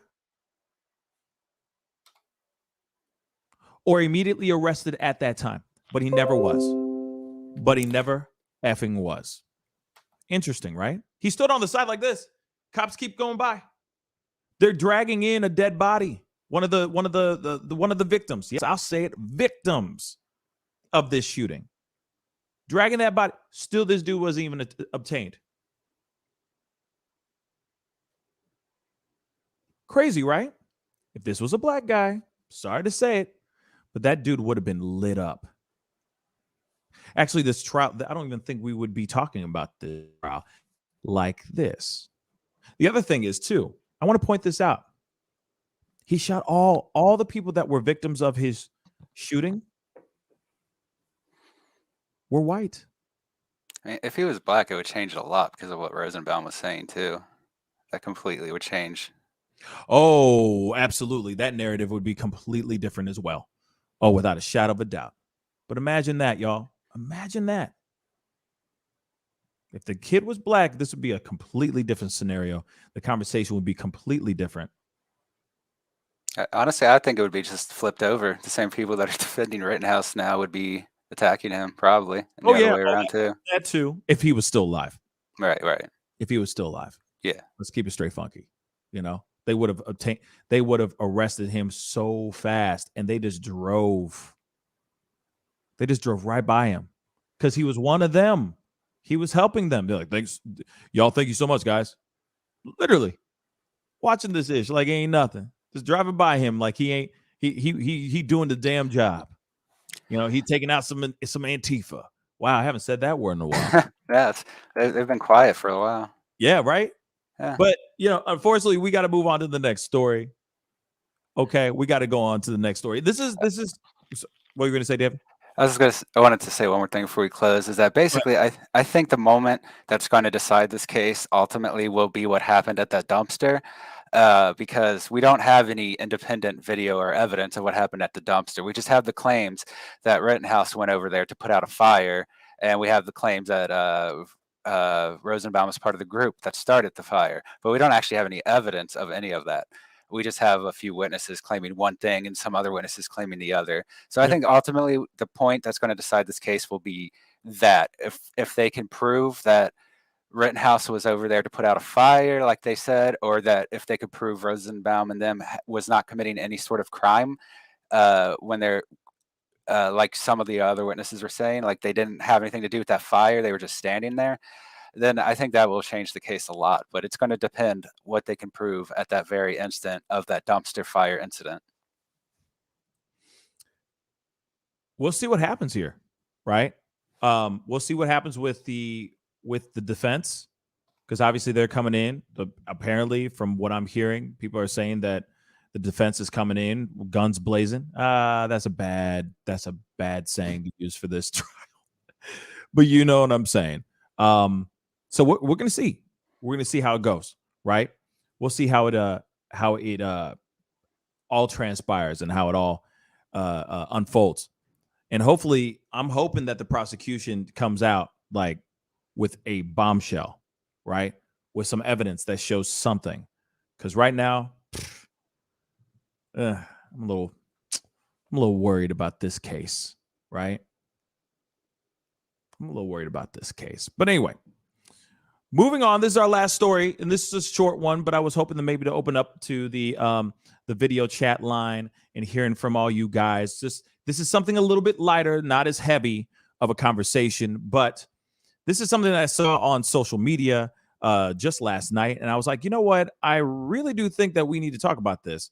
This is a little bit of a left turn, and it I said job of unemployed spouse, right?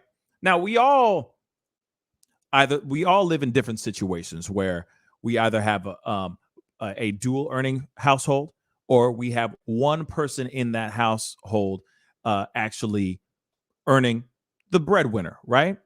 But the question still remains, what is the job, right, of the person that's home not doing a 9-to-5? There's this video that's been going viral, that's been shared a lot, and I wanted to open it up because I would love to hear your thoughts on this. Something light to end the show, because it's that Kyle Rittenhouse stuff can be pretty damn intense, right? But there's this video on social media where there's this woman who's complaining about her man who doesn't have a job. She's the breadwinner. She had some stuff to say. Let's take a listen.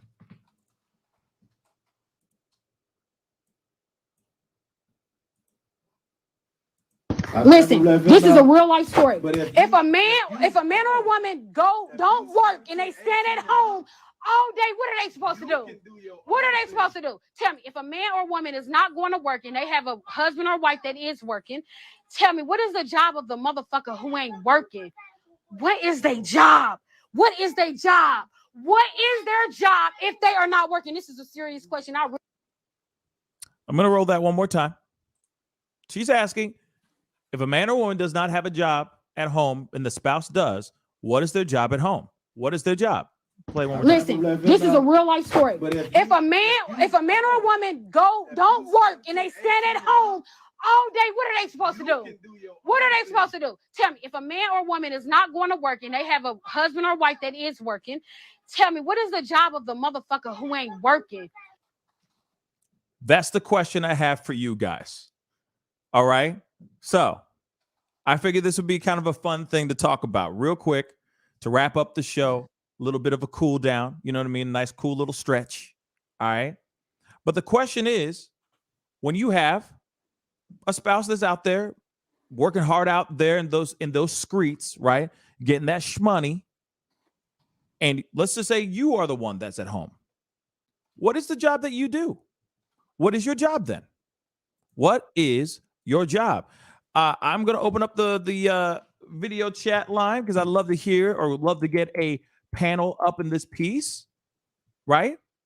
And of course, you know, maybe it's trigger warning because I don't want anybody feeling some type of way. But this is a conversation that I think is a valid question. If you are home and your spouse is out there working hard, what is it? What is the job of the person that's home that doesn't have that 9 to 5? I'm going to throw it over to you, David. What are your thoughts? And and the link is up above. It is pinned to the top. I'd love to hear all y'all thoughts. Okay. But David, real quick, before I pull up, we already have somebody wanting to jump in. So please speak on it. I like Lax Paint's answer of playing video games and forgetting to take the chicken out before she gets up. But no, that is terrible. Don't you ever do that. Trust me. You'll be sitting there putting it out in the sun, using her hair dryer. Like, you know what I'm saying? You'll be like, man, it's gonna kill me, bro. Okay, go ahead. Really. I mean, you got to provide something. So if you're not working and you're not like outside looking for a job every day, because it can take a while to look for a job if you're actually out there doing so. But you know, all that other time you're not actively getting a job, you still need to provide something to, I guess, the relationship.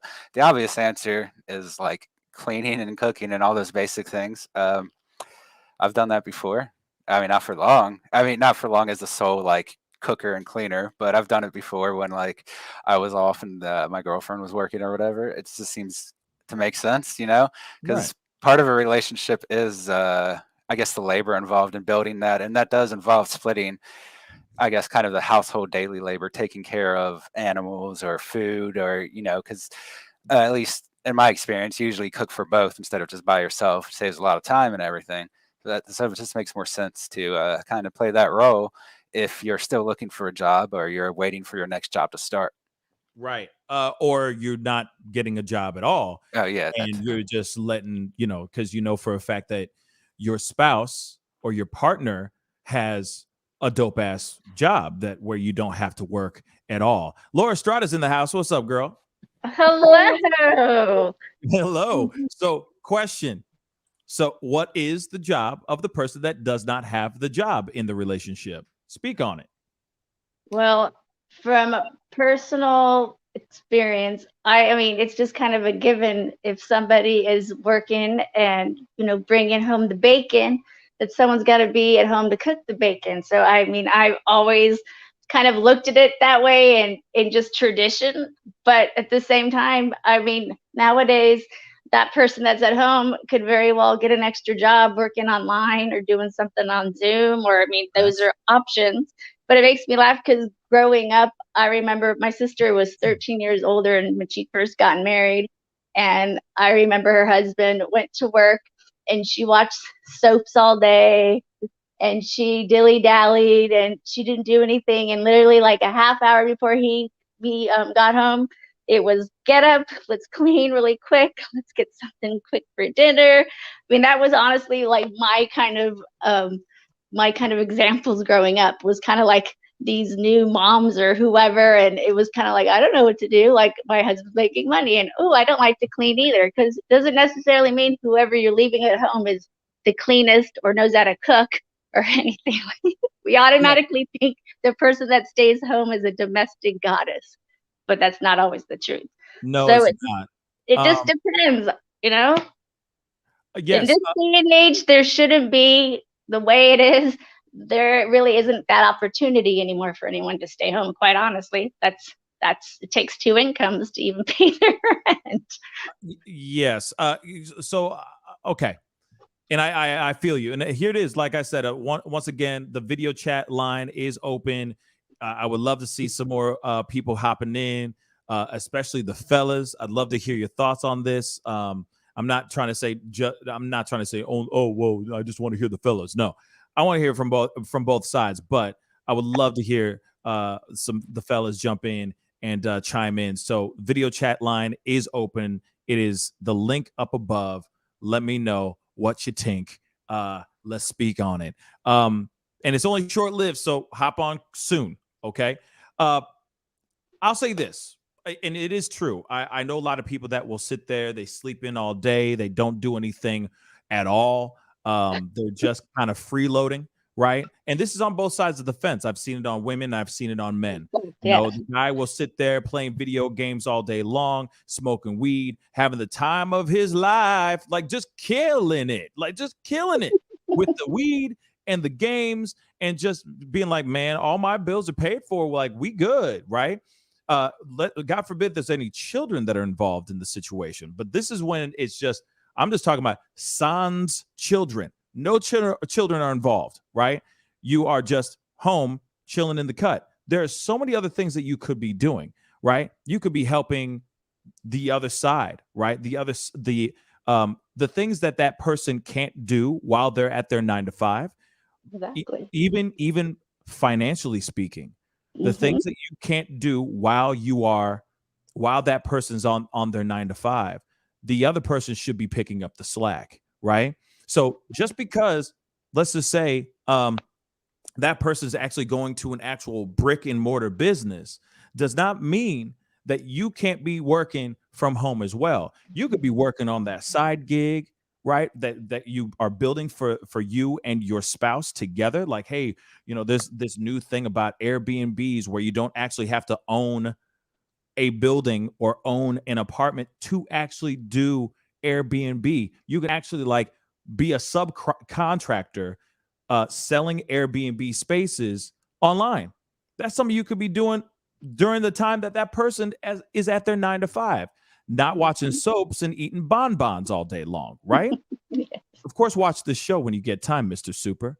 But after that, you don't have to be ordering takeout. You know what I'm saying? Or you could be working on not only working on that, but you could be working on yourself, right? Working on building that business that you've been wanting to do. These are the opportune times, right? When you are blessed with that kind of situation, right? Where your spouse is basically saying, "Hey, babe, don't worry, focus on you. I'm gonna pay the bills, but while I'm paying the bills, you focus on yourself. You focus on what you need to do to build that business, right?" Then I'm like, yes, man, come on. Like, that's a great time too. Build yourself, David.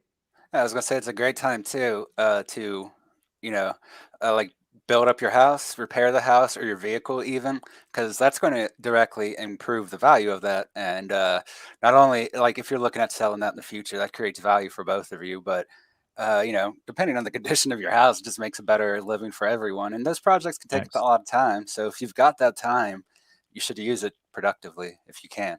I couldn't agree more. Go ahead, Laura. And also, you could also think of sort of the dark side of it, almost, of the person that's staying home. Sometimes you get depressed or you get unmotivated, and then it kind of trickles down. You know, you're enjoying it for a week or two, then you start feeling like maybe your significant other or partner mentions something and it's like a trickle down effect. So there is, as much as we all want to be, I can say just learning from the whole quarantine and COVID that we all had to do our jobs inside and everything, but there comes where it takes its toll, or you get used to it, or you're inside so much that you become like agoraphobic. I mean, there's all these things about people don't realize that being stuck somewhere, even though it seems fun, there's times where it drains. It's not fun anymore, and you're bored and you're not motivated. So it can work both ways too. Yes. I've been the person that watches your significant other like kind of lose themselves because they are struggling to find a job, and you don't know how to support them because you want to get mad at them, like, come on, get a job, but it's hard for them, they can't, or so you got to remember that as kumbaya as it kind of seems like the person's at work and you're at home, there's always that weird dynamics of where you guys are, inside and how you feel about yourself. So Yeah, I think we all need to think about that too. I'm with you all day long. I think it's incredibly important to not take the person that you love for granted, especially the advantage that you have, especially if you are blessed with, hey, this person is letting me step back and actually focus on myself. Or, okay, because I feel like there is no reason now ever to not be able to have at least one side hustle as a modern day human being. I think that we live in a time where there are so many different ways that we can generate other streams of income. I believe that you should be having at least 3 streams of income in your life, just in case one leg gets kicked out. Shoot, if you have 4, that's great. Then you have, like, if just in case one gets kicked out, you at least have 3 other streams of income that are keeping you up to date, keeping you not broke and all that stuff. I do feel that there are so many opportunities for, if you're going, hey, honey, you don't need to work, I got you. Okay, honey, right? Whoever that honey is, right? That person can be building something for you while you are, or for both of you while you are at work. I do think that there is a lot of people that get very upset with their spouse when either they are gone, they go to work, and they're calling their loved one, right, their spouse or their partner, and they're hearing them, it's like 11, 12 o'clock in the afternoon, and they're hearing them go, hi, oh, and it's like, well, shoot, I've been up since 6, right? I've been up since 6 in the morning, and you still in bed. There is that little bit of animosity, that there's that seed of animosity that slowly grows, especially when you come home. And I hate to say it like that, but you come home from that long day, because a lot of times 9 to 5 is not even really a 9 to 5. It's more like a 9 to 7, a 9 to 9. Sometimes people don't get home until 10 o'clock at night. That's how much they're working. But when they come back home and the place is in shambles, and that person never left the couch they never left the spot on the couch when you left them in the morning, animosity is built. Like that video I just showed you, the girl obviously is losing her ish because she's probably going like, I do all this work, I come back home and I don't have a partner. And that's the whole purpose. That's the whole point of having a partner. That partner is supposed to be your pick up where you are slacking off at. If you can't do all the home stuff and pay the bills at the same damn time, then that partner who is at home should be doing as such, helping with the finances, making sure the books are balanced and all that stuff. That's how it should be done, in my personal opinion. That might be a little conservative, a little old school, but that's what I think. We got Agro Vixen in the house, sir. Hello. Hi. How are you? I'm good. What are your thoughts on this? Speak on it. I'm doing okay. I have the Rona, just so you know. I'm better. Oh, I'm sorry to hear that. I'm sorry to hear that. It's my 6 days, so. Man, well, you look good. You look like you're fighting through it. So, I'm glad you're doing okay. I'm trying. So for me, my opinion is if I'm a stay-at-home wife and my husband is the sole breadwinner, I take it upon myself to take care of my kids and my husband. And every day before he come home, I make sure his meal is ready, or at least his meal. If I cannot clean the entire house, I just do what I can, like a couple loads of laundry here and there, clean the dishes, wash the dishes, make sure the kids are straight. It's my number one priority. I have 4 of them, so that's me. I'm old school, and I'm always be old school because if I'm working and he's working, then we will take turns. Like if he come home first, then I expect him to pick up the slack. But if I'm at home, I will pick up the slack. It's about mutual understanding. That's how I feel about it. Nur, you said it beautifully. It is about mutual understanding. I'll even add something on top of it. It's communication.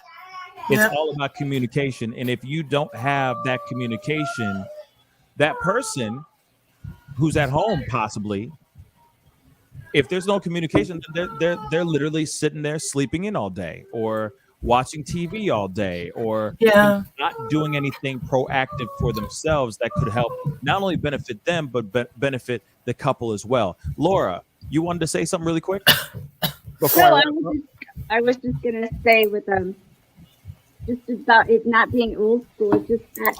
It's just a team. It's your partner, your team, and if you don't do that, it's like you don't want a roommate. Like and I think sometimes when people come from a roommate sort of mentality, that's what they kind of think. Sometimes I've watched people treat their partners or spouses like a roommate, like with taking care of the house. I don't know. Maybe it's a Generation X thing, but I feel like I'm super old school.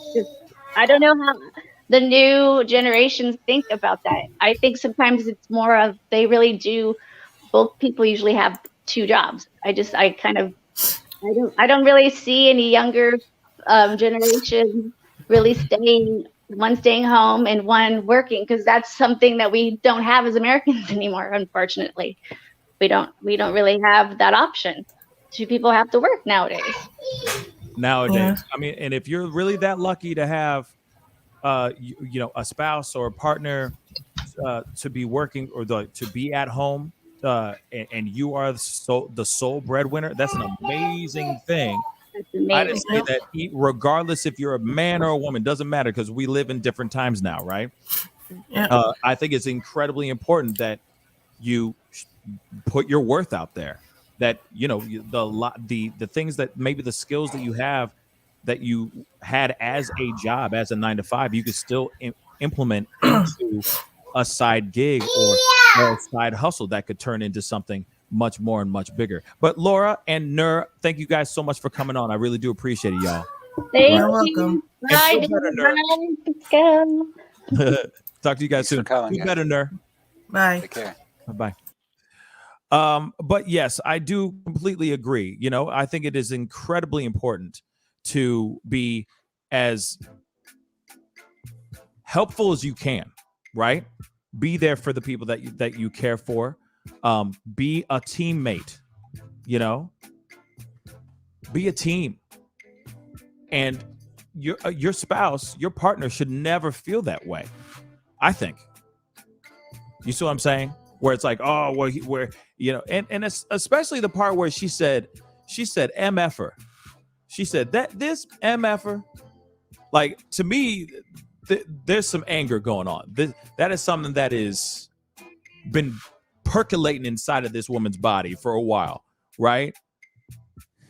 I mean, to me, I find it very strange when a guy, and this is just me talking as a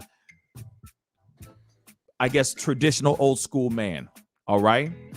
But I think it's really crazy to think about a guy who does nothing at home. Like, to me, I would be losing my mind.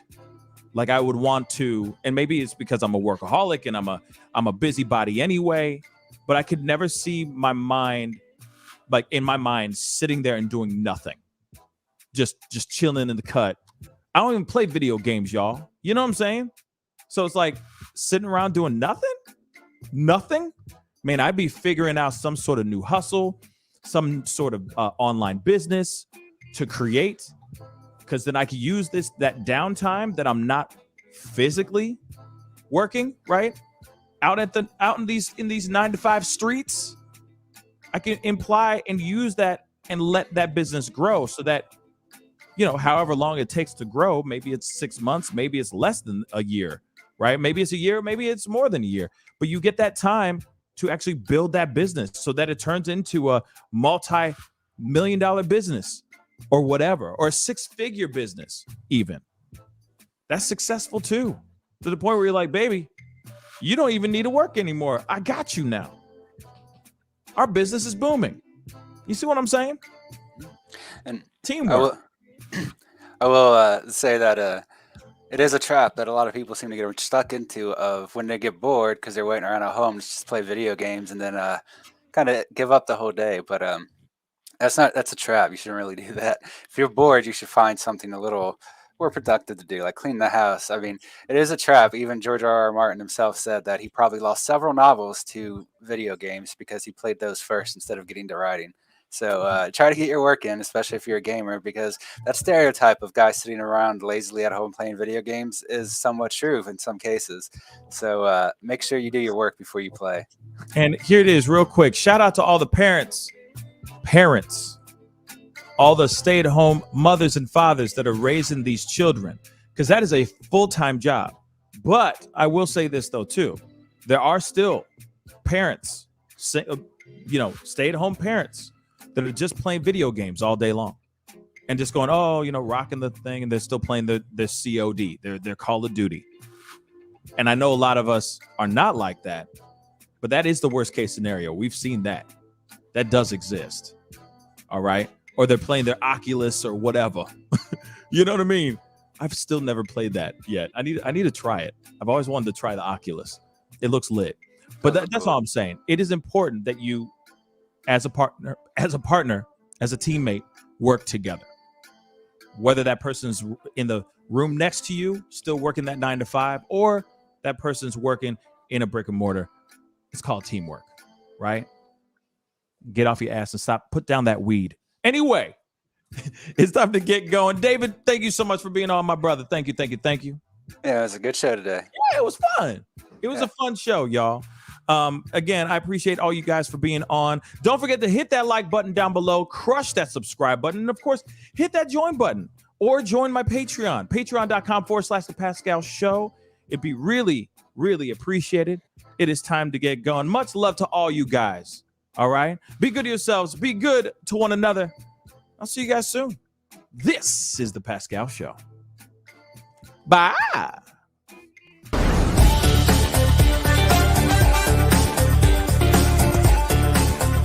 You're going to perform tonight. I can't make this interview boring because this man is too exciting as a host. And I'm truly saying this. And if y'all can't do this, me and this man here is going to leave and go somewhere else where we can get some love. I want everyone in the building to say, I love Pascal on the count of 3. 1, 2, 3. Wow.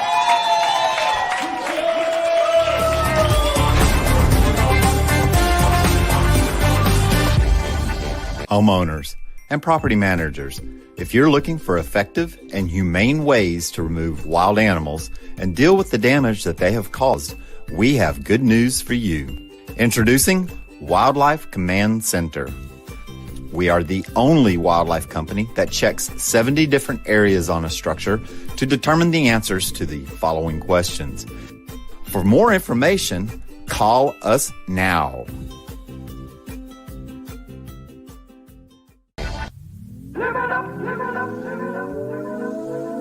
The Fur and Leather Center, providing the highest of fur and leather goods.